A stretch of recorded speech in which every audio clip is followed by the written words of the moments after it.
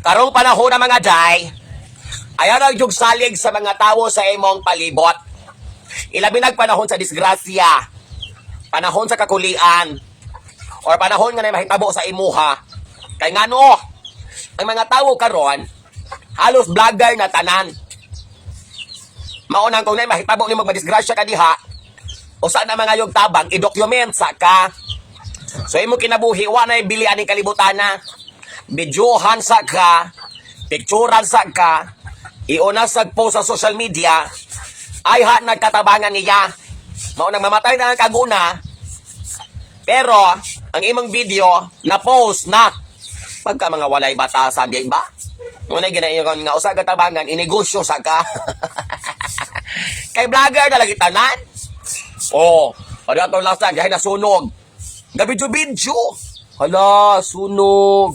Nasunog. Dako kayong kalayo, oh, hala. Di kayap ng kalayo. Na, kung nikuha sa baldig salod o tubig ding saboy, di natabang pata to. O, karon na pong bago. Di pa ako buaya. Di gabidyo. Imbis mga yung kinsay, pwedeng mo tabang, mga caretaker, mga expert, kung saan na pagbuhi ang bakba ni, lalay nga ni, tarok nas paaning, napaakan, panulay po ning video, butan man na lalay, ayaw lay, ako'y gipaak, kato inato nga insidente, niya ako'y gipaak, pagbuhi dis akong tiil ni lalay, sumbago na ako ng video, ulawan pa ta, wa patatabangi, pagkabugo na lang, no? Okay, para nagko, karang mga aksidente ngayon, anak, hindi naman na kinahanglang videohan. Ang ilang gikinahanglan, tabang. Ngita ka kinsay pwedeng makatabang, makontak, mo rescue. Dili kayo sige pa ni mong video, aron mo trending.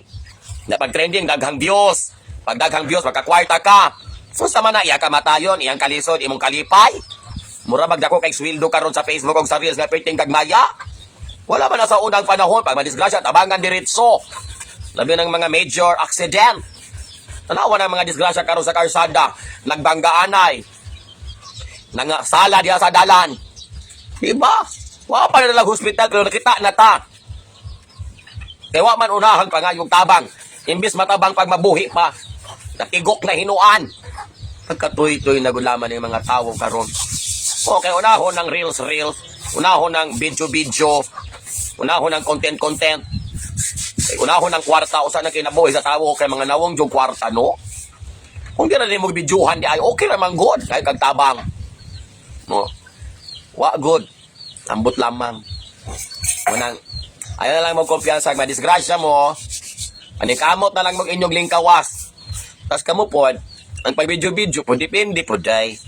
Hinabi ay video makauulaw ka isa nga tanan. Ikaw diri ga video ra ka. Imong gipost sa social media. Yung tao ning walay kalibutan, di naulawan, sagad magkag-post. Bawal biya na day ha, basig nalimot ka. Kanang pag-post og video og picture nga dili imuha without the consent, without the approval of the person nga imong gi-videohan. Pwede ba kang kihaan day ha?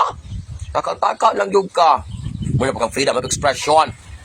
Freedom of expression. Kung makauulaw na galit kayo, ay na po naman ninyo i-post. Diba? Maluoy kas tao, makita ang tibuok kalibutan, maulawan. Nga ikaw diha imong toyo pang reels. Mapo punyitihon man ako alingag. Tabangan pero inegosyo sa ka. Pastila na lamang. Pero mo nang imong timan dili tanang video, dili tanang picture. Pwede na mo i-post pinasagad. Inahanglan pa kang mananghid day, mao junay protocol. Di kaning uban bagod nalimot na ra bagod sa standard protocol. Sagad rag post. Tuod agwen siya salbar na siya maka-timing kag tawo nga reklamador. Kanang imong paningkamot nga makakwarta kag sinintabo sa Facebook o sa Reels. Basin unya ikaw may iyawatan. Basin no ikaw maapighan kay kasuhan kag kay pasagad na kag post sa mga video dili imuha. Picture nga pataka lang kag post sa social media. Paamot di mo, mirese. Lalay, ayaw lay. Loy, lalay, ayaw lay. Bodan man na lalay. Ayaw pa akalay. Hinayarag pa aklay. Buhiin.